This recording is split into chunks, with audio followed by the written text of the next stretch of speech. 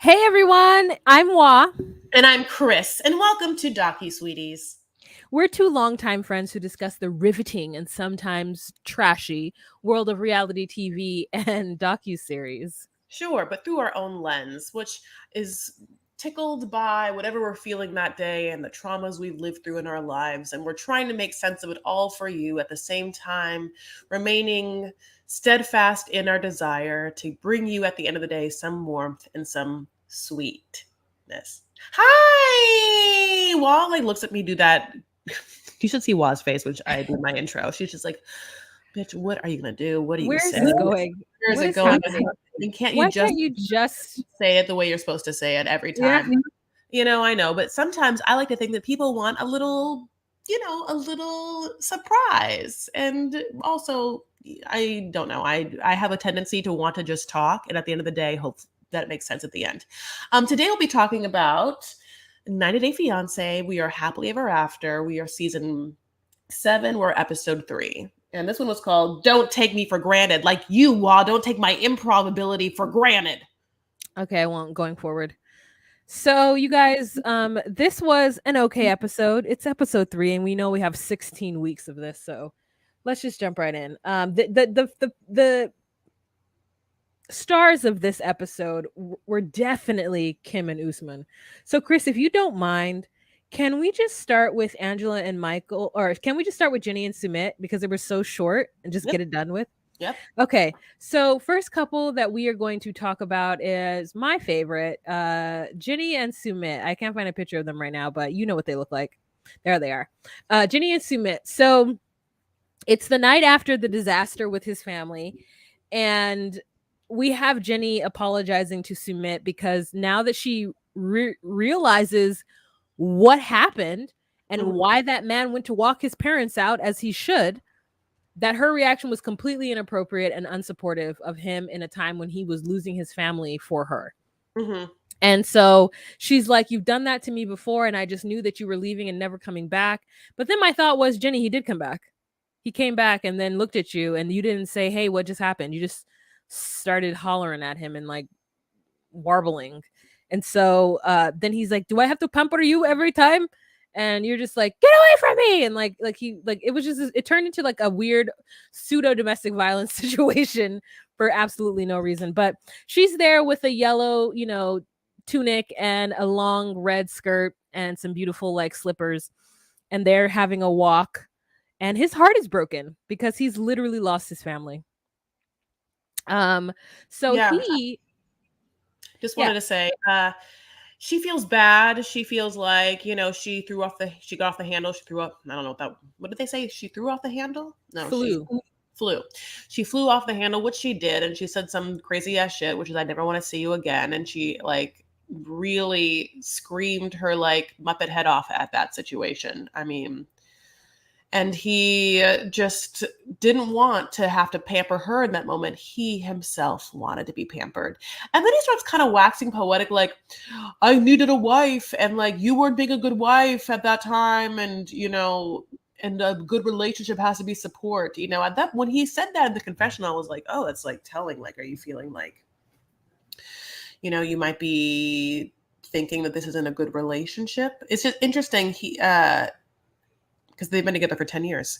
Also, it's crazy to me also that he's so heartbroken because he thought he would, this is what he says, that he would never have to choose between Jenny and his family, which is weird because we've been knowing since their first season on the show that that's exactly what he had to do the entire time. And Jenny's also like, it's been 10 years.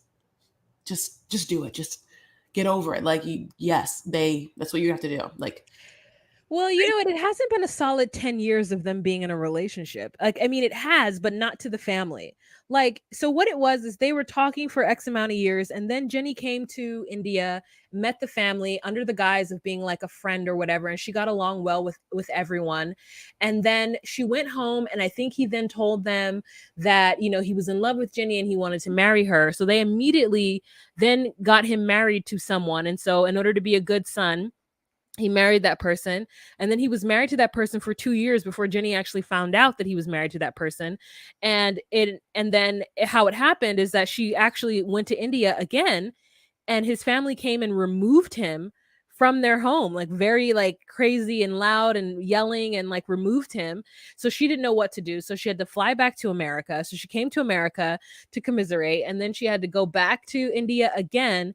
And then they like shunned her and wouldn't talk to her. So then she went back to the US. Like this has been like this has been, yes, they have been together for 10 years, or they have been knowing each other for 10 years, but like it's really the last 3 that have been the most, I think, impactful for the parents. Mm-hmm. And so 2 of which, or, you know, 1 of which he was actually married to somebody else. And so each time they're thinking that they're doing things to get her out of the way, and each time they're not. I mean, this mother has prayed for Jenny's demise every night. Mm-hmm. So like, yes, Jenny is right. He just needs to put his foot down. But for someone who's delusional like Deontay and like a lot of these other delusional people we see on this show, like you just want what you want really bad. And stories tell us that if you just wish the hardest, you'll get it. And the truth is that this is what it's come down to. His mother has done the final tactic, which is telling him that he cannot come to her funeral, which is like heartbreaking. And he says, you know, people are not understanding the Indian family dynamic. Like without their love, my life is going to be very hard. And as Americans, we will never understand it. But I think as human beings, we have to truly, and I think Jenny, as the person who's chosen to spend her life with him, she's got to just give into the fact that Sumit is going to feel like this for the rest of his life. And we keep telling him to get over it and move on. But the truth is that they're in his country. They can't. I feel like the best thing would be for actually for Sumit to come to the U.S. and then he would have a plausible like deniability, or he would have an actual reason to like, you know, truly not feel the love of his family. But he's never left his home base, and so the truth is like, how could you expect him to just get over it and move on when he's still living in the environment that is going to shun him for dishonoring his family? His friends are going to shun him. No one is going to understand his choice to be with this woman who cannot provide children for him over the love and support and dedication of his family. I get that we'll never understand it. It's funny though, because his friends already know that he's with Jenny. Like he has told his friends, like his friends know that he's in love with Jenny and that they, you know, that he's made this choice. But, you know, so it is so interesting of like, in what ways does the society know and shun you because your parents don't agree, even if they know society that you were in fact with Jenny, because he's going to bring her around. I mean, you can't just like spend 20 years next to someone and then for people not to understand that you're like banging that person. Yeah. Okay. What couple would you like to move on to? Let's move on to another short couple, which is Shaida and Bilal. So with these 2, you know, they just got added to the season in the last minute. So we're hot off the presses of them having the argument with Shahida. And it was very polarizing on our Instagram what people felt about, you know, them. And he's been ignoring her. He's not been speaking to Shaida. So she wants to wake up the next morning and make him the most interesting breakfast I have ever seen. Mm-hmm. So we have a scene of this man sitting in bed reading the Quran, which has a very many bookmarks in it. I mean, he is I wonder what the purple ones indicate. Is like the purple one indicate like everything the Quran says about marriage, and maybe the blue ones is everything the Quran says about like children, and then like, you know, on the other page he probably has some like orange ones, and maybe that's everything the Quran says about family and wealth. I don't know. But he's a studier of the Quran. And so he gets brought breakfast in bed, and she gives him tea, honey, and like 3 grapes. And I just don't get it. I don't get it. Chris? Yeah, like the great. Okay, first of all, I wonder if this is like okay, because I'm not super familiar with like the Muslim faith. I wonder if it's something like a pre-breakfast where you have to like break your fast with something sweet, you know, like as opposed to like a whole ass like, you know, overnight oat situation. But what was interesting is that the grapes that she gave him, like you could tell that someone had just been picking grapes out of a stack of them, and then she grabbed the cloister that was left. There's just like a lot of like empty studs on those grapes. I don't know, empty studs. But they have this conversation where basically Bilal says, listen, you are my wife, and I expect you at all time to be a good Muslimisma. Muslima. There's a word that means like Muslim woman, Muslim woman. So, and he's like, you came in hot. Like the minute she sat down, you wanted to prove a point. And let me just tell you, like, I married her for a reason. She's not an all bad person.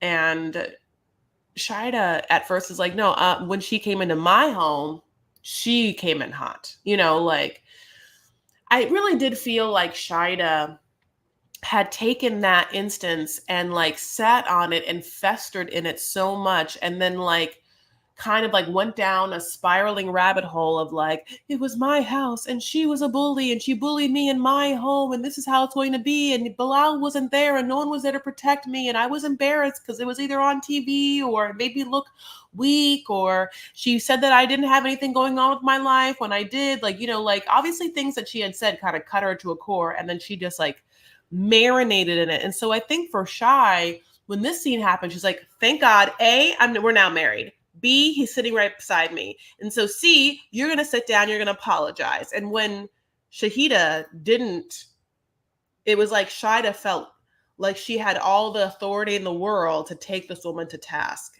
Then Bilal wants to be like, no, your task was to support me and maintain peace, and it's not what you did. What? Yeah, what a great summation of what happened. I would agree with that. I think that could be, which is why I don't trust, Shida and her version of what happened. I mean, mainly because I also saw it. But like he also, what I didn't like in this scene is that he came at her like she was a wayward high school child who just needs to be taught the lesson of keep your side of the street clean regardless. And I felt like that wasn't fair because he says you can't let other people dictate your behavior. And I'm like, that's something you tell like a high schooler of like, hey, just because she yelled and pulled your hair doesn't mean that you needed to yell back and push her. Like, you need to take responsibility for what you did. And it's like, that's not the point. Can you acknowledge that this person pulled my hair and did it? And can you acknowledge that those were fighting words? Can you acknowledge that, these things happened to me? And then maybe I can like acknowledge what I did, but can you as my life partner acknowledge? And he refuses to. He like doesn't want to hear any slander against Shahida. And he also like doesn't even want to talk about Shahida's portion of it. Just wants to talk about her portion of it, which I get, but I think there needs to be some kind of validation that she requires from him of like, yes, Shahida did get upset very quickly, but also you didn't have to feed into it, Yeah. That would have helped. Also she's like, Bilal, I'm dealing with a bully. And she whispers it to him as though she doesn't have a mic on. And then I also thought, I was like, you're not going to win this argument, right? That like, he's not going to turn against his wife. The thing he's mad at her for is giving up on him and their marriage. He's not mad at her for anything else. Like, he likes Shahida. They have a friendship. So you're not going to come in here and like call her a bully when he knows that she's not one. Like, that is just it. That just is what it is. So she needs to change up her she needs to change up her story and wants her to behave like a dignified Muslim woman. And then she's like, okay, well, I guess I'll take responsibility for what I did, and I just want to squash this. Again, this is her swallowing what to me she doesn't necessarily need to swallow, because I understand why he's mad, but him just holding her on or expecting her to live on this pedestal that it's impossible to live on, and that it also isn't healthy for her. Like, that's the one thing for me with organized religion, and this is all religions, is this idea that the women specifically need to behave in a certain manner that's indicative of whatever household they're trying to create, right? So Bilal could get upset in the heat of business, or Bilal could get upset, but if he gets upset, it's justified because he's the man, and so he knows better. But a woman must always it's like stay sweet, pray and obey. It's that sentiment that I don't like. She's having feelings, hear her out, and then be like, babe, I understand that's how you feel. I will acknowledge that Shahida did act too much, especially when she was talking about where she was from as though she was going to fight you. That was wildly inappropriate. But here's what I need from you, just because this is a precarious situation. I just need for you, the next time this happens, is for you to just remain calm and not say anything and just let me handle it. Okay, I'm sorry that this situation happened. That's what he needed to do. He didn't support her in this moment. And then we could tell that she was going through something because this woman got up in that morning and put her makeup on and decided violence. What is happening on the top of her eye, Chris? Yeah, it's confusing because this whole time we've seen like nothing but perfection when it comes to her makeup. But it's like she decided to put really dark eyeshadow. I mean, up. What is that part of the eye called, Wa? It's like so it's not the crease, it's above the crease. So It's not only did she put it not truly in the crease, like not low enough, she also like put it up to on her brow bone. So it's all the way up. There's no space for anything, and it looks like she put it on with a wet brush, and so it just didn't like apply evenly or blend well. Yeah, like she didn't put it on with like a fluffy ass fluttery brush. Either was like wet, like Wa said, or like short and stubby, where it just puts the color there, and there's no like moving it around, and like it it was confusing. No, this part was confusing in a lot of different ways for us. Yeah. But yeah, it really ends with them being like, "Are we good?" and inshallah, which means God willing. It doesn't mean yes. Yeah, it does not mean yes. It God was like, willing, are we good? Well, inshallah. inshallah. Let's see. Let's see what Yeah. God wants. But yeah. So it was so confusing, and I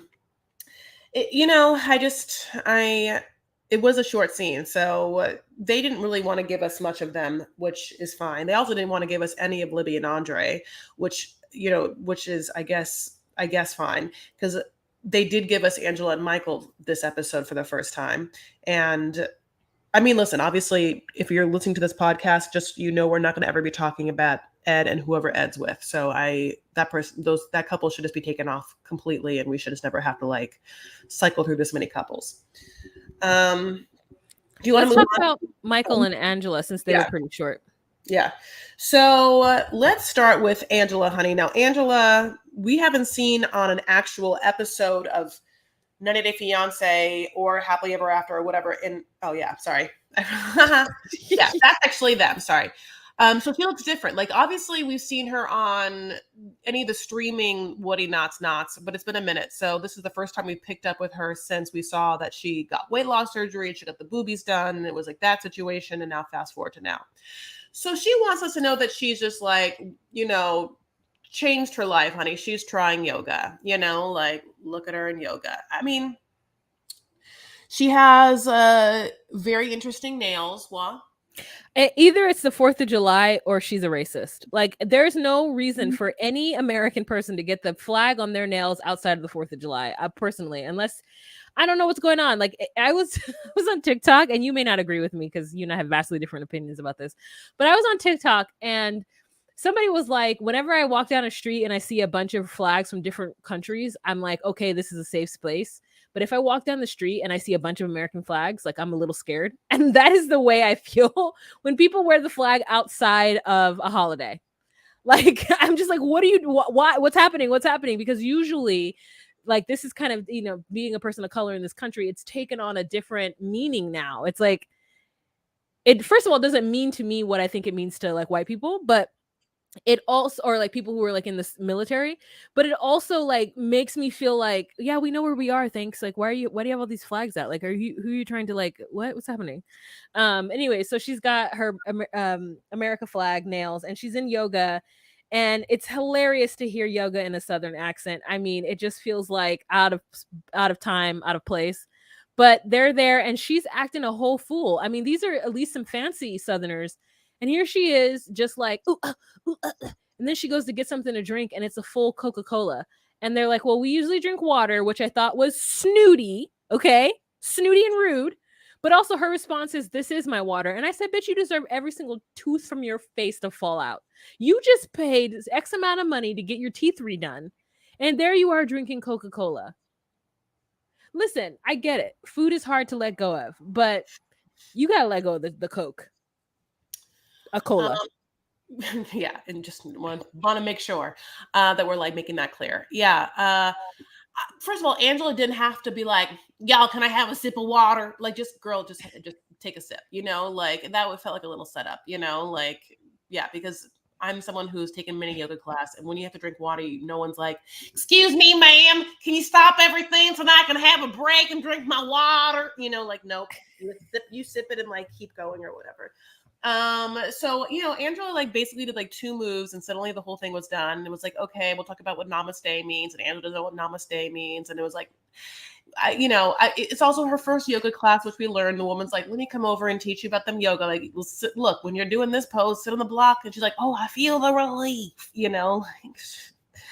I'm happy that Angela is doing yoga, but I will say that I feel like she's probably never going to take another class. And I think this class she took was only for the TV because of what we've known of Angela.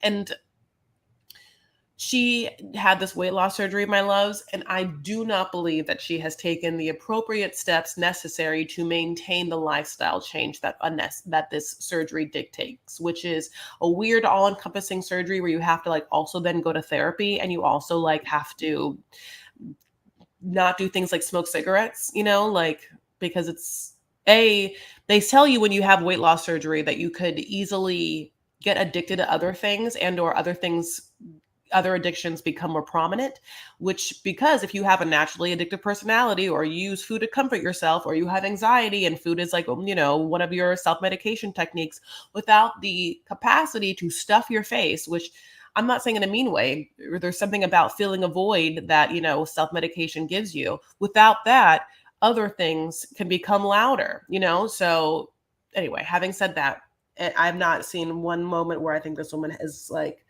taking those lifestyle choices. But she said she lost 100 pounds.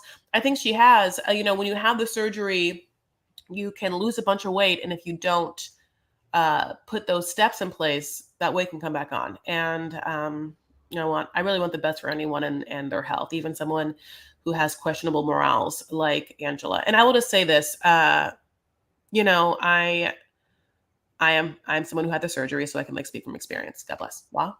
Yeah, I've actually known somebody who I knew them and they were heavier, and this was after they had gained the weight back from the surgery they had had like 3 years prior. And it wasn't until like I was watching some kind of YouTube video of her where she was like, "Yeah, so in 2009 I had weight loss surgery." And I was like, yeah, shit, she gained it all back. Mm-hmm. And so like and it was just such an interesting thing. So I know people who it has happened to. Mm-hmm. Yeah, so Angela's just feeling herself right now, but she's also just a very unhealthy person. And I mean, just mentally, she's also crazy. I think that Angela thrives off of chaos. Like, I feel like even if things were all going well in her life, like she's going to find something to be angry about, or she's going to find something to be, to rant about. And so in this one, it's like Michael isn't supporting her, that he didn't support her with her boob job reduction. He didn't support her with the surgery, and he was being very unhusband-like with her, which part of me is like, is that true? Maybe. I don't know. But also I'm like, Angela, you're such a horrible person that like I wouldn't blame him if he was just a little, feeling a certain type of ways. And maybe it's all because of money. Now she's making it seem like he is now somebody who is just like being not himself. And here's the truth. He didn't want her to have the surgery. He didn't want to have her to have the breast reduction. Now he's acting up. He doesn't talk to her very much for the last 5 months. And when he does call, he's asking about the visa, and he's asking about her sending him money. Now, she did tell him not to have a job. So because she didn't want him to like, I don't know, meet bitches or like whatever, she wanted to have control over him. Yes. She says it's for other reasons, but there's no reason that you would actually tell your man to not work so that you could work slave away in the US and send him money for his car and stuff. And so she then is now, and she's always not practiced what she's preached. Like, she's had an Instagram, but she didn't want him to have an Instagram. So he just popped his Instagram back up, and that's made her very upset because of jealousy reasons. And she really feels like because she's jealous that he needs to then accommodate her jealousy by not having an Instagram. And so then but she's always flirting. She flirt with the doctor. She flirt with anybody she can flirt with on camera. So imagine what she's doing off camera. Now she's found this man named Billy who is filling the void that Michael can't fill. And Billy is he's just a leech. He doesn't want Angela. Nobody wants Angela. Yeah, I mean, she calls this Billy person that she met, I don't know, on the TikTok, because they do dancing videos, and she like calls him, she's like, Billy, hi, baby. It's like so loud. Hi, baby. Like I can't even. And we learned that this Billy person Billy from Canada, was a stripper in the 80s, and I he mean, got which was so long ago, Chris. Like, it's crazy. Listen, I was born in the 80s, okay? And to then talk about somebody being a stripper from the 80s, like that is even relevant at all, is fucking bananas. That's like being like, hi, sweet baby. Remember when you was a stripper in the 70s? Like, what makes me think though, at least he's older. Like I was like, oh, then he's older, and he does look good. Oh yeah, the line is, "There's that sexy baby." That's what it is. Which I'm gonna now every time you call me out, that's what I'll say to you. Okay, there's that sexy baby. There's my sexy baby. It looks like just her teeth are about to fall out every time she like explodes. I imagine when she speaks, there's just spit coming out. Oh, absolutely. Yeah. No, yeah. So we get to hear like Billy and her converse, and he's obviously using her for TikTok views, which is like the LOLiest, because like, let's do another TikTok. Like, I'm 100% sure that like you can't wait to dance with this woman who can't barely move. I mean, you know what I'm saying, at all. So he's talking to her, and she's like, I have something to say. It's a little embarrassing, but what would you think if I came on down to Canada? And he's like, come up to Canada. She's like, I mean, come up to Canada. And then she's like, I'm going to have to bring a lot of bills, to like see you dance. And like, this man's like, make them 20s. Yeah. This man is also like, I don't do that anymore. I'm a painter right now. I just dance for fun. I just dance for fun on TikTok. And I think he's from Quebec. I think he's a Quebecois just because of his accent. He's giving like a little bit of an accent. And I'm also like, that he could just come down to the US. Like, why is it that you want to spend money to go up there to him? Like he could just come. He could just like, where's he gonna stay with all the grandkids? You mean all of Michael's grandchildren? When she called them grandchildren, Michael's grandchildren, I was like, ma'am, them not his grandchildren. Okay. Yeah. But yeah, so then okay, so she meets with her lawyer, and they talk about the fact that Lawyer Lou, that application's been in there. So like at this point, it can come in at any time that he can get that visa, and so whatever you're planning on doing, like if you think that you don't want to be with him, let's got to pull the petition, because then he could get it and then he could be here. And she's like, and then we also learned like one of the shady things that happened was that he had asked for money, and she was like, no, I got to give it to our grandchildren. And he's like, okay. Then he put up his Instagram, and it was like mild extortion, like either give me the money or this Instagram is going to be up or something like that. Yeah. He's like, I'll take down the Instagram if you send me 5K. Yeah. And in what scenario? Yeah.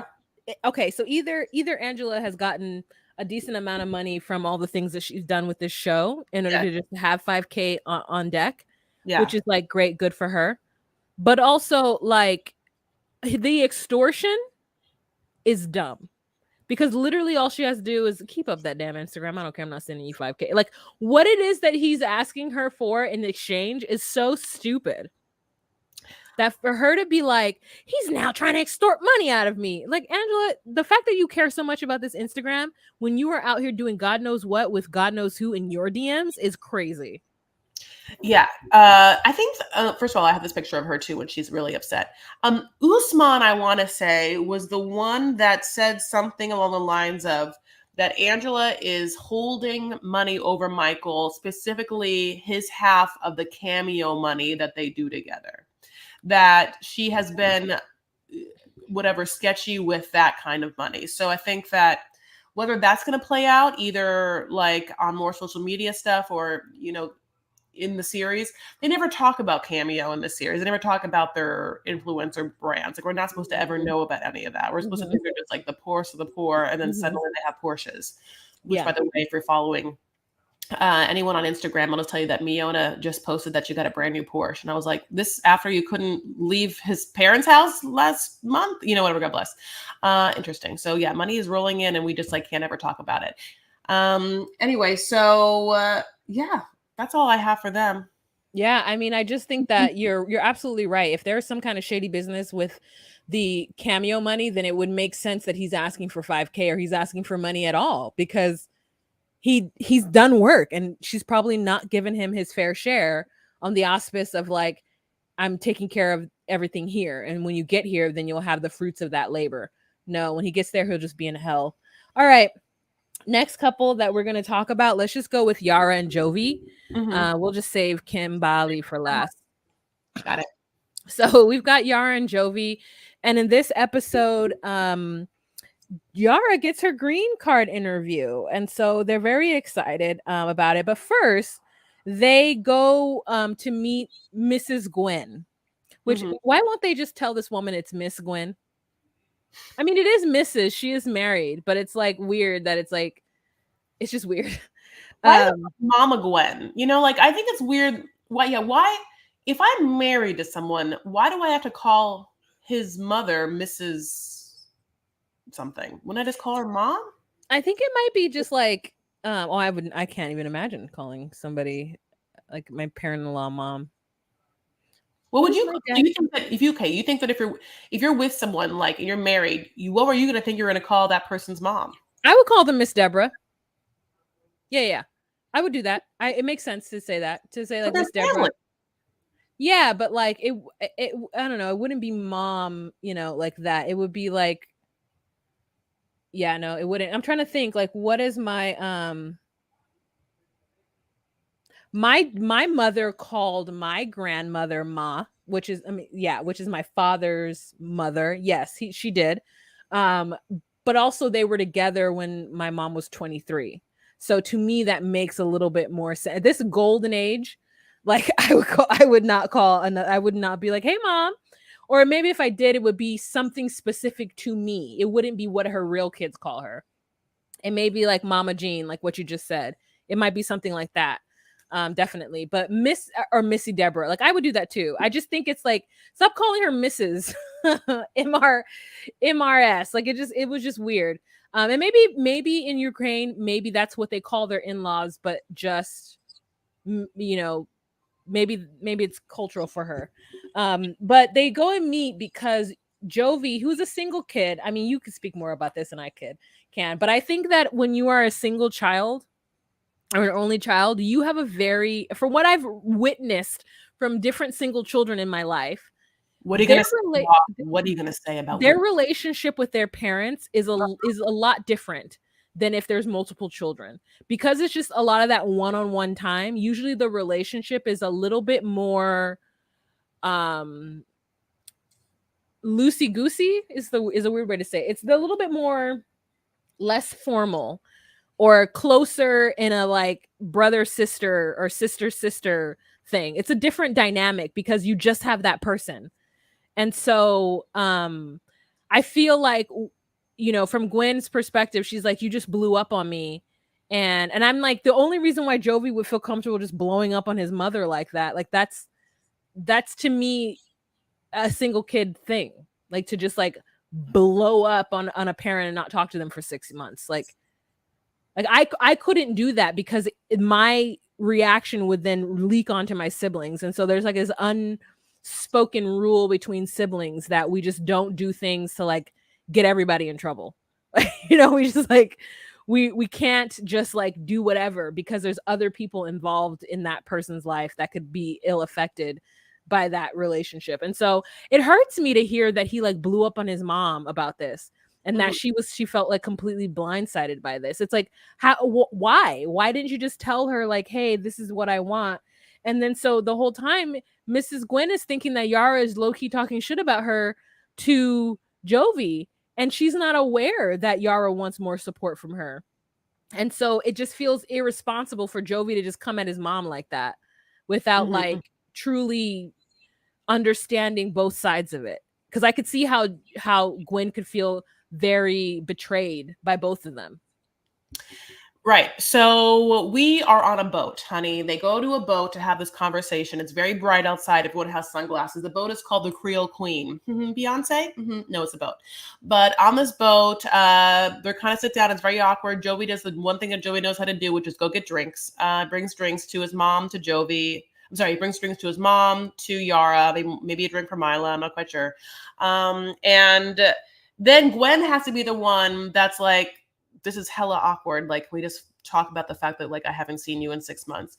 And Jovi's like, yeah, basically I came home after being gone, and Yara had expressed that you hadn't come that whole time, and how stressed out she was and how alone she was feeling, and I blew up and I took out a lot of anger on you. He's definitely not afraid of also throwing Yara underneath the bus, because the truth of the matter is, if Yara talks to you about your mom, you're not supposed to go talk to your mom and be like, I'm saying this because of Yara. Like, you're supposed to either in that moment with Yara make the decision that Yara's right and your mom has some different behavior to focus on, or that your mother is who she is and that you got to now tell Yara, well, we shouldn't expect this from her. She's not the kind of blah blah blue, and let's get a nanny for you. But he made the choice that Yara was right, right? So then he goes and tells his mom, blows up at the mom, and whatever. They have a very simple conversation where the mom is just basically like, I love being a grandmother, but I'm nobody's nanny. And this is the cultural divide, I think, between Yara and the Ukraine or some other ethnic populations that have like a community mentality when it comes, or takes a village to raise a child, that kind of thing, where families are very close. There's probably a lot of family dinners. There's, probably during the holidays or during birthdays, or probably just a lot of kids running around. It's just a different thing. That kind of environment, that kind of culture, that kind of family is different. Jovi's an only child. So as we say, Miss Gwen says this, which is like, yeah, I can be around Mila, like for sure, but I'm not trying to come and take over childcare responsibilities. And listen, everyone can make whatever choice they want to make. And I think now that we hear this, we realize that like that's not where her mentality is or her mindset. And Yara says over and over again that Miss Gwen is a great mother-in-law, but is a different grandmother than she thought she was going to be, And it makes me sad, because I think that it's so lovely to have a really close relationship with your grandmother and or grandfather, and that this time that Mila is like where she is right now is like a very cute time, right? Like, she's not gonna be a baby for a long time, or like a running around toddler. Also, I do feel for Yara because Miss Gwen also realizes this person has no one. This person is from a different country. All she has is like 2 friends that we just met, and like we don't trust them with a baby, not one. And like she has no one. She doesn't have her parents. There might be like a war happening where her parents live. Like, it makes me a little like, come on, Gwen, come on. You can like, you should be checking in like once a week and being like, especially if your son's gone, to be like, now that Jovi's gone for this month, let me come up and like support and hang out with you and whatnot. I think for me, it would be a kind of more graceful, eloquent, loving mood. And having this like, I'm nobody's nanny idea, it's like, look, that's your choice. You aren't anybody's nanny and you do live 3 hours away, but also like, what are you doing? Like, you have one child. You have Jovi. It is, I mean, you might have a job, but I don't even know if you do. I feel like you probably don't. Well, yeah, I mean, her Cajun accent came out more in this conversation than I've heard the whole entire last 2 seasons of them, and I loved it. But I do agree. Like the soundbite says, "I ain't nobody's nanny," but it is. She does go on to say, "I thought that Yara and I had the conversation or the kind of relationship that would be where she would just call me and tell me if she was struggling." And so, like, she maybe has this kind of idea that Yara doesn't need her support, and Yara is over here like, "I miss my friend. I miss Gwen coming and talking." And she's like, I would love if she could stay for a week as opposed to just coming over for dinner and then we go out to eat and then she has cute time with the baby and then she goes home. I would love, just for more support. But yeah, I do think that Jovi was wrong for absolutely throwing Yara under the bus as though like, Yara was the one who put him up to it. And I think they came to some kind of resolution and Gwen was like, I didn't know that that's what was expected of me. I did not know that. And I'm like, that's so interesting. It's so interesting that because I feel like she does come from that kind of culture. Like, I don't know, she's like very Cajun. Like, I feel like when you have like subcultures in the US, usually because of the culture and trying to keep the family going, they tend to be kind of insular. But, maybe Miss Gwen is just like, hey, I haven't been around a kid in a long time, and like Yara seems like she's got it. She moved, 3 hours away in the opposite direction, so maybe she does want to be by herself. I'm not sure, but Yara did say that, like, if it were her mother, she would have to like kick her mother out. Like she would have Mhm. to be like, no, you got to go.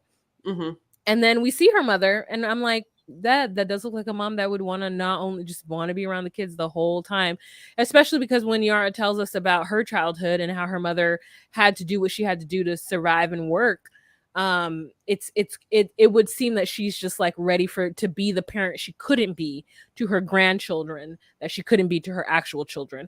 So the next scene that we have, once they have that resolution and Mila stops crying and goes to sleep, is that Yara has gotten her green card, and first Joey makes it seem like something is afoot, and it scares her to death. And she's gotten her green card interview. Sorry, and then they start to talk about the things that they know about each other, and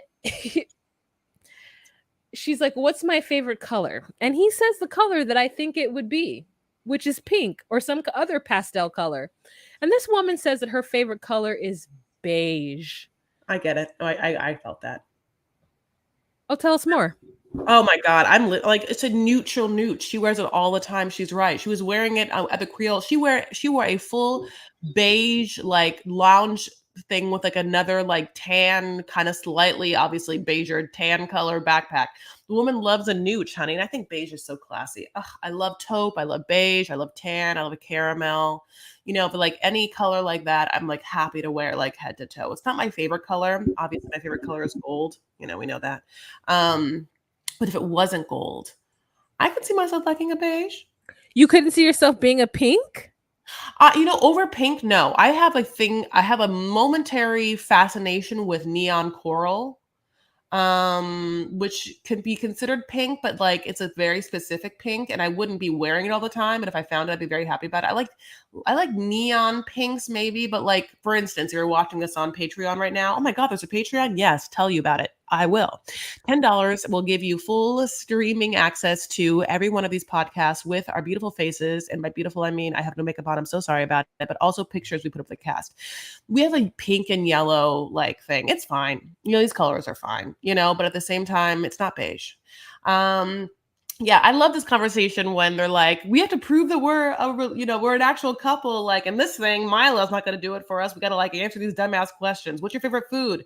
And she's like, well, yours is chicken Parmesan. What's mine? He's like, salad. She's like, there's a billion salads. He's like, grilled chicken Caesar, which I thought was very astute. He was just like, what does this bitch usually order? Grilled chicken Caesars, You know what? But it's crazy because that sounds like the K1 visa thing. Like the green card one is not that. So they were going on, and I was like, you guys, you already had this conversation when you got your K1 visa to come here. But it's funny that they don't know I think it's crazy that her favorite color is beige. That's so weird. What's your favorite color? Oh, yours is purple. Yeah. Okay. And your favorite food is ramen. Yeah, I guess. Also, no, yes, that's my favorite food that I can like get oot a boot. But like my favorite food, like what I could eat every day would be oxtails. Oh, whenever my family's like, "What do you want?" I'm like, "Who's making the oxtails?" So why? Like I used to love my dad's, and then I like switched to my mom's, and now Sawai's is the best. Truthfully, wow. Sawai's food is the best of everybody's food. Oh, she's a great cook. Your dad's also a great cook. I mean, one time I had him cut onions and they were like done by like a Michelin star chef. They were like so beautifully uniformed. Well, you know what my favorite food is? Stuffed grape leaves? No, macaroni and cheese. Okay, I didn't know that. Or Taco Bell, I guess. Okay. I'm talking well, home cooked. What's your favorite home cooked meal or like meal that you can make at home? Because your macaroni and cheese is crafts. Like that's not to me real macaroni and cheese. So okay, I'm Jeddah. Yeah, okay. I could see that. Which is like an onion lentil rice dish from the Levant, but it's like very simple. It's like they would call it like probably like peasant food because there's like not nary any meat to it at all. It's so simple and it's so good. And every time I make it, I think to myself, how does this have flavor when it's literally just lentils and like the smallest amount of rice and then like salt, onions, but I guess it's the onions. And like that's the thing that's like, You don't realize how much flavor onions have until you eat injera. Hmm. Oh my God, mjadra with just like what we said, and then just like a little salt and pepper, and by like a little salt and pepper, like a lot of salt, and then like a sour salad, a little like cool creamy lebni in the bowl. Oh my Lord, it's so good. Anyway, moving on. So yeah, so after this thing, she's very excited, and I love this scene. I'm really happy for her. And then yeah, she goes and has the FaceTime with her mom, where she says also, yeah, like her mom was just like having like a bunch of jobs, trying to like raise three kids, like basically didn't eat, like haram.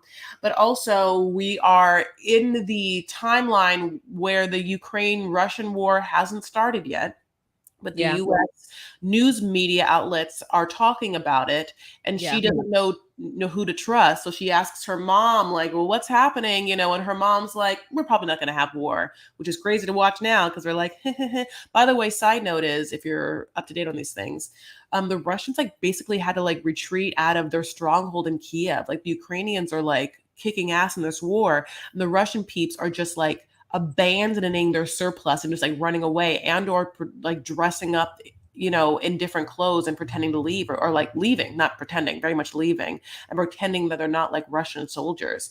And it's just remarkable because just on paper, like Russia is so strong, and yet like they have no military tactics at all. For all intents and purposes, they should have been able to crush Ukraine, and like I they mean, have. thank God they didn't. Thank God, thank God, God, they thank God. didn't. Thank God they didn't. No, I know, I know. God bless, God bless. It's like David and Goliath, though. It Yeah. feels that way. Anyway, Yeah. so And well, so like Gwen is like, you shouldn't go during this time. And to me, I'm like, is Gwen watching Fox News? Is that why she's like so worried about the tensions in the war? yes, And I think she yes, realizes that Yara is so desperate to go home and be with people that she hasn't seen in 3 years. So yeah, she's willing to risk, like, if someone says, nah, there won't be war, she's like, okay, I'll take my baby and go. Because she really wants to meet her peoples. And yeah, like it's interesting, like the Yara like Ukraine support or Ukraine conversation that she's having, and the Ukraine support that Natalie is not having. Have you noticed that? I mean, I don't know, honestly, because I don't follow either of them. But the fact is that I could tell that Yara was like Ukraine, da da da da on Instagram, and like crickets over there in Natalie's camp. But I hope that Natalie's mom was okay. that's good. Um, so she ends up going to a coffee house called the Brouhaha to have a phone conversation, a FaceTime conversation with her mom. And I just think she was really excited to go home. And so she's like crazy. She's like, it's crazy to me that there could even possibly be a war. Like, haven't we evolved from monkeys to know that like that kind of behavior is stupid and inappropriate? And I thought the same thing, girl. Like when they first started talking about this Ukraine Russian war, I said, how dare Russia? Like, what are we? We don't invade countries anymore. What is happening? Thought we were past that, but apparently Putin's like, no, I still want what I want. All Oh, right. not alone. Yeah, no, human beings are absolute trash. I mean, no, we'll invade our brother. I mean, like, we will enslave anyone and we'll fight our brothers. I mean, yeah, I don't know. It's Yeah. just whatever it is. So the last couple that we're going to talk about, which just has, I mean, just the most. Kim Bali is a bananas crazy person Yeah. that needs to kind of be studied, because I just want to jump to her situation with Usman and this second wife, but we don't need to. So we can start off with her and Jamal going to the airport, and then her making Jamal listen to Usman's music, and then him being slightly excited that at least he actually has some songs out and it's not just like a fake ass rapper.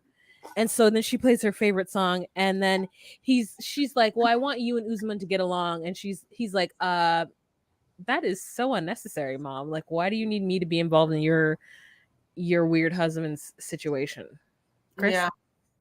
No, he's just seen his mom hurt a bunch. And so he says that he wants her to be happy, but also smart. I mean, Kimberly should be studied. You're absolutely right. Like, a lot of things happen in this episode. Like, she talks, the go-kart conversation happens where she talks about all the things she's done. And I'm like, the hell? Like, and also this is a lady who like fought for our country, so she she has a whole ass history that, like, we might not know. So yeah, he doesn't want her to propose, which no one really does. And she says that it doesn't work out with Usman. She is never dating again. We then jump to Usman, who's getting ready. And I was just blown away when she's like, I am getting ready for my 25-hour flight to Nigeria. And I said, how much does it cost to like, I'm gonna look up how long it takes to get to Nigeria. It took us 11 hours to get to the UK, right? mhm. It took us 11 hours to get to the UK. And maybe the maps have a skewed like where Africa is. But I'm like, if it takes 11 hours to get to the UK, why does it take longer than that to get to fucking Nigeria? Maybe there's no direct flights. So maybe she has a layover somewhere. Like, where is she? In San Diego?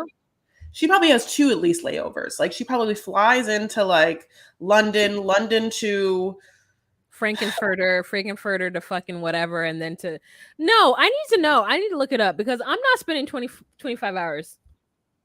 Like, it's 24 hours to get to Australia, which makes sense to me because you usually have to stop off in California in order to get gas.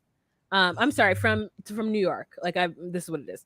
So from New York, it's like you take the 5-hour flight from it takes 5 hours to get from California to New York. And then it takes like another 6 hours to get from like New York to London. Is there not a flight from like the Eastern Seaboard like just down to Nigeria? I just looked it up for you, okay, babe. There's a Delta flight that leaves San Diego, and there's two Delta flights. It would leave San Diego, and then there's one stop in Atlanta, and then you're in Lagos. So one flight would be 18 hours total travel time, and another flight would be 27 hours and 30 minutes, which is probably what she took, which means that she left San Diego at 10:30 p.m. and she got to Lagos 11 a.m. 2 days later. And the round trip flight is 1278, which is not bad. Yeah, I'm like, it's less than 2,000? Yes, and it's Delta.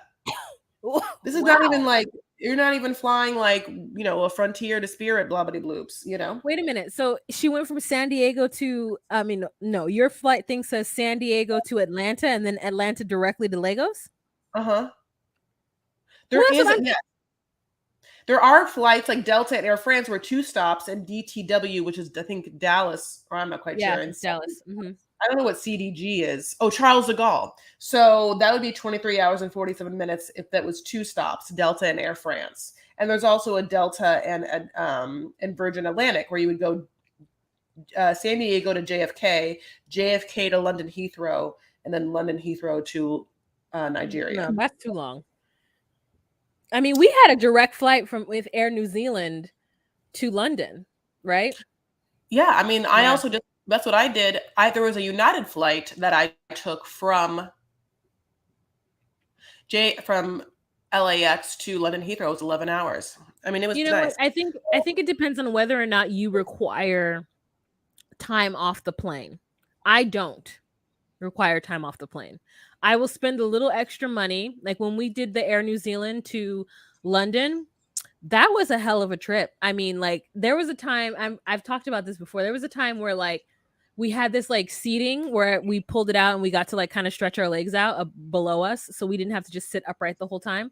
And then there was a point where like Chris went off to get some wine and I walked down the aisle and it was one of those 3-seater, like those 3 aisle planes, which I had never been on. And I said, where's this bitch? Where's she's gone to? So I like go to the bathroom. I'm looking around for Chris and I don't see her. And then I get into the bathroom. I come out, I get to her seat, don't see her. So then I go back and I'm looking for her again. And she's in the corner, like sipping wine with some people. And I'm like, she looks at me sheepishly, like, oh, hi. It's like, where the hell have you been? But like, that's what you got to do. You got to get up and listen. Like, yeah, travel tip. You need to move when you're on a plane, like do a lap or two. I mean, I always do a forward fold, I don't care if my butt's in someone's face, like I need to get things moving. Like it's hard for me to just sit in one place. Like those seats are never comfortable. I like dry up on a plane like I'm in the Mojave Desert. Like my whole body just like gets rid of water. Like it's really, really hard. But anyway, let's talk about whatever we're talking about.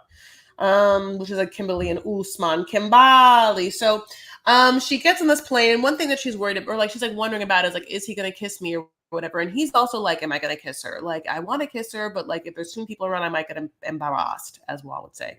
So she gets off the plane and she like runs over to him, and he is standing there, honey, with like all the stuffed animals, just like a bunch of stuffed animals. Because he says that, oh, she always brings me gifts, so I'm gonna give her gifts too. Fool. They made the same caliber gifts. She Don't got you a give me any. PlayStation. She got you a PlayStation and a laptop and various amounts of shirts and jewelries that have your name on it. And you're gonna give her 2 stuffed animals? And if honestly, one of them was probably, I think, a raccoon, and one was an owl. And so, if that were Luis from Molly and Luis, he would have been very upset. What is that? A duck? I don't know what it is. Yeah, so they do see each other. He does kiss her, which we all were like somewhat happy about, you know, like, so really, I want the best for Kimberly, and she has such a fragile self-ego, and I really feel like she's a good person, and if at all, I want the best for her, whatever, God bless. So I do think she's absolutely crazy though. So they kiss, and then they're excited to like spend some time together. The plan is they're going to have some days of fun before they go meet the parents or whatever. And they get into their hotel, and the hotel's lovely, you know, like they're very pumped to be there. You know, now it's also time for her to give him gifts. He makes this comment where he's like, okay, but if it's too big, I'm not going to accept it, which is because I'm sure he got such flack about the laptop and the PlayStation 2 last time. She does give him the things that you said, like a bracelet that says his queen and his queen and her king, and shirts with their faces on them, you know, stuff like that. And also, yeah, she says the thing that I often say is that I am a gift giver. I'm good at it because I am able to kind of key into what a person might want based on the things that they have exhibited or shown me. And when I can't figure out a gift to give to somebody, I'm very angry because I'm like, where are my powers? Where have they gone? And so she says that her giving gifts has nothing to do with her trying to buy him love, but everything to having to do with who she is as a person. And that if she feels like she wants to give a gift to somebody, she will. And he makes a joke that, yeah, if Kimberly's gone from you for a week, she'll come back with gifts. And you know what? I'm that way too. Like, I'm gonna be honest with you. The person that I'm dating, I don't give him gifts, but every time I come to his house, I'm usually bearing something for him. Like if it's like cashews or fucking fruit from someone's garden, like I'm always bearing something. Like here, like at the last, you know, I mean, not always, but for the most part, I'm bearing something, and it's not because I'm like, oh, I want this person to like me. It's like, oh, I'm going to their house, and here's this thing, and I'm gonna give it to them. So she does a lot. I'm not gonna buy nobody a fucking laptop and a PlayStation, but like if there is if there's some peaches from someone's garden, I'm gonna give it. If there's some it's dragon fruit, I'm gonna give it. Chris? No, I know. I've been a recipient of your peaches, which is so lovely. And thank you for giving them. And yeah, definitely her love language is gifts, which is also mine, but getting them. Hee hee hee. Okay, so they also have a conversation where like, you know, our relationship is, you know, hope is strong, and I think it's going to be great for the future, inshallah. So their inshallah about the relationship just seems a little more strong. It seems a little more positive than the inshallah we got from Bilal and Shai. Then we have a fun scene where they go karting. And at first it was confusing. They put on hairnets like they were like cafeteria workers, but they go in these go karts. And then we have like a Kimberly confessional where she's like, I'm a thrill seeker. I've jumped out of planes like multiple times. I've bungee jumped. I do this. I'm like always like, you know, 72 times she's jumped out of a plane. That is a ridiculous amount. 72 times, and she's only been bungee jumping one time. She must have, when she was in the army, it must have been like part of a thing, right? Like your thing is that you jump out of planes and you're gonna like land. I don't know, honey. I don't know. I'm just making that up. This, how many times can you jump out of a plane? Isn't it expensive? I'll never jump out of a plane. Not ever. No, I want to. How disappointed in she is. So yeah, I mean, we do that, and she tells him this is now. By the time we get to the go-kart, she has mentioned twice that there is something she wants to talk to him about, but not now. Okay, So they finally get to the go-karts and they sit down and she's like, there's something I want to talk to you about. And he's like, well, just say it, God damn it. Just say it. And so she's like, well, tell me about, where's your second wife going to live? Are they going to live here? He's like, no, they're going to live in the house in Sokoto. Sokoto. Sokoto, Sokoto, Sokoto, Sokoto, Sokoto, Sokoto. And then she's like feeling some kind of way because that's where his family lives. And he's like, yeah, that's where, that's where my wife is going to live. And then she's like, okay, well, great. I'll just stay in San Diego. And he's like, no, I mean, what do you mean? Like, and she's like, in her confessionals, yeah, I may allow him to have another wife, but I'm no sister wife. But I'm like, she's like, but then I have every right to determine where or not that person's going to live. That makes you the first sister wife. If you feel like you should have any say about what the second wife does, that makes you a sister wife. And first of all, don't talk shit about sister wives, okay? They're great people. And if you would just lean into the fact that you were going to have a fucking sister wife, then you wouldn't have all this problem. You're the one who's trying to keep this man when you know that your eggs are nothing in your body and you know that he needs a family. So don't try to like get mad at him. I'm just so angry about this conversation, Chris. Yeah, you are angry. I was, I thought it was interesting because they're having the conversation over what looks like the yummiest fruit punch, like with one of them curly, swirly straws. They must have been like, remember the go-kart track that we just found? We made a straw that here you go. And they just like get to drink this like frozen fruit punch. I wonder what it tasted like. It looks so good. But yeah, she's crazy. She almost acts like she's done a whole bunch of research on the cultures of Nigeria and like what that means, but also like doesn't seem to understand what it entails. Like she has made very decisive assumptions on what it will be and what it won't be for her.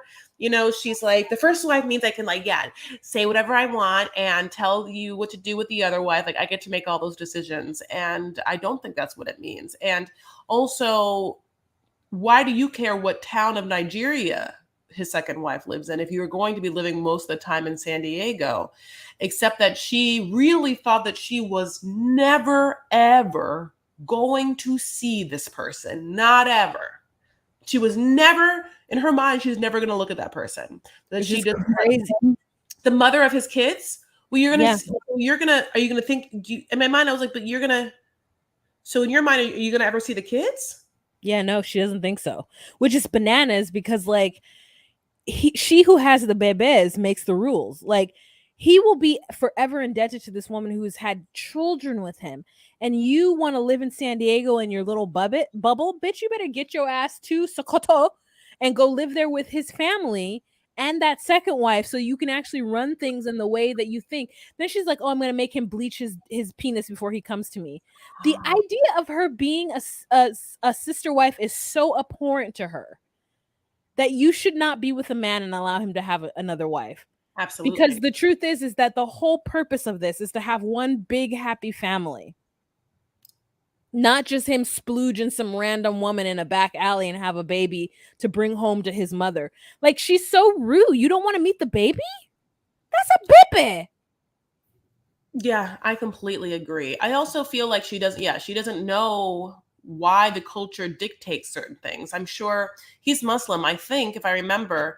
And definitely the same with, definitely this is true with like FDS members, Fundamentalist Mormon Church members, which is, the idea is the bigger the family, the closer to God, like that we all exist and us living all together and in this way is how we worship our God and how we ensure a pathway to heaven and such things. Like there are like, and whether that's true is obviously that's what I'm talking about. It's why there are certain things in place. So she doesn't know what she's talking about is the whole point. So the fact that she even like asserts anything about like, well, I know the first wife gets to like, no, you don't know anything about this. You don't even want to do this. Yeah. She obviously does not want to have any other wives. She's very much like Angela that way, but like for some reason she's trying to talk herself into it. Yeah, and then she gets mad at him for talking about it. And then he's like, but you brought it up. And she's like, all I said was, where is she going to live? I didn't bring it up. Bitch, that's bringing it up. What the fuck are you talking about? Where's she going to live? You didn't say where you're going to live. Yeah, you're like saying where, yep, absolutely. Yeah, it was like that. You think that he's just gonna fucking live with you in San Diego, living this humdrum fucking life with you and your mama, and then have his children just be raised back home, like without, what are you talking about, you crazy person? Why would you even want that? As a woman who has a son and a baby father who was shit, why would you want your husband to be poopy to his kids and his other wife? You're just crazy. Poopy, Wah. You're right. Wah. No, we don't want anyone to be poopy, honey. Unless it's our individual selves, in which case we do want sometimes to be poopy, mostly in the morning when I can like be ready to go. Having said all of that, can you believe this episode's done? Can you believe we got through it? There was no Libby and Andre, which was sad for Wah. And again, we don't talk about Pred.